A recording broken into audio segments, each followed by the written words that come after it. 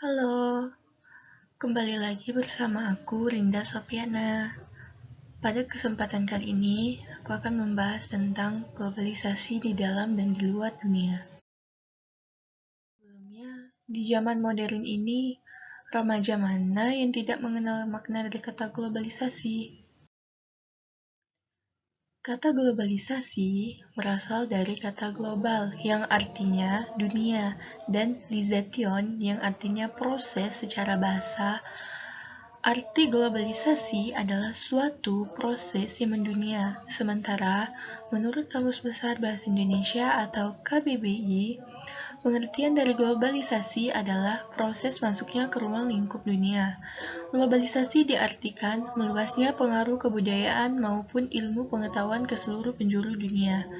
Dalam pengertian yang luas, globalisasi adalah proses penyebaran unsur-unsur baru khususnya yang menyangkut informasi cara mendunia. Globalisasi juga adalah sebuah istilah yang memiliki hubungan dengan peningkatan keterkaitan antar bangsa dan antar manusia di seluruh dunia melalui perdagangan, investasi, perjalanan, budaya populer, dan bentuk-bentuk interaksi yang lain. Globalisasi dapat kita rasakan dalam kehidupan sehari-hari, seperti berkembangnya bidang ilmu pengetahuan dan teknologi, bidang ekonomi, bidang politik, bidang agama, bidang transportasi, bidang sosial, dan bidang pendidikan, dan lain-lain.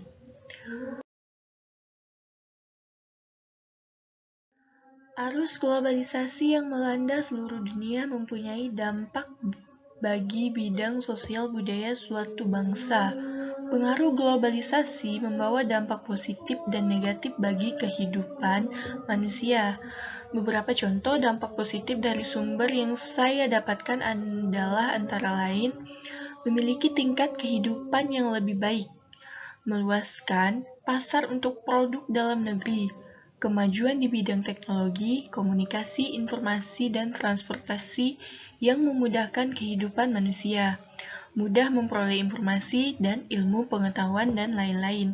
Dan juga terdapat beberapa contoh dampak negatif dari sumber yang saya dapatkan, antara lain semakin mudahnya nilai-nilai barat masuk ke tanah air, maraknya penyelundupan barang ke tanah air, perusahaan dalam negeri lebih tertarik bermitra dengan perusahaan dari luar. Akibatnya, kondisi industri dalam negeri sulit berkembang, terjadi kerusakan lingkungan dan polusi limbah industri, dan lain-lain.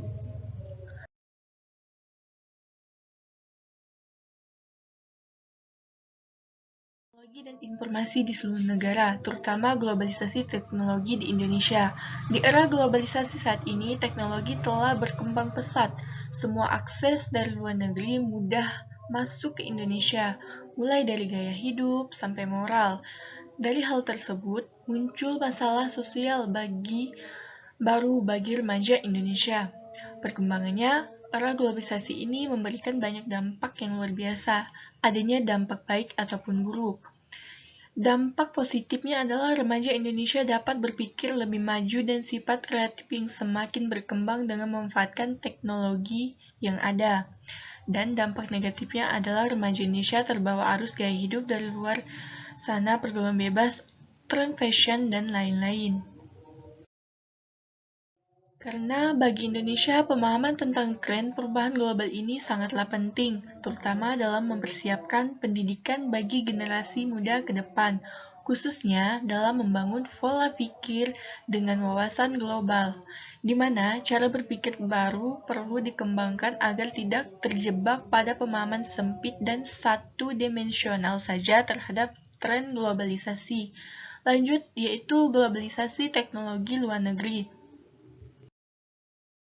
Seiring berjalannya waktu, manusia semakin mahir dalam menciptakan teknologi-teknologi baru dan canggih. Pada tanggal 12 April 1961, dalam misi yang bernama Vostok 1 atau Uni Soviet berhasil untuk melakukan peluncuran manusia ke luar angkasa. Misi ini melibatkan seorang astronot yang bernama Yuri Gagarin, manusia pertama yang pergi dan mengorbit bumi selama 108 menit dan kembali lagi dengan selamat. Dalam sejarah dunia, tercatat bahwa Uni Soviet merupakan negara yang pertama kali berhasil meluncurkan sebuah satelit tanpa awak bernama Sputnik 1 pada tanggal 4 Oktober 1957. Peluncuran satelit tersebut membuat Amerika sangatlah terkejut dan tidak mau kalah. Tentunya, setelah melakukan riset yang panjang untuk membalas Uni Soviet, akhirnya Amerika berhasil untuk meluncurkan satelit pertamanya, yaitu Explorer 1 pada tanggal 31 Januari 1958.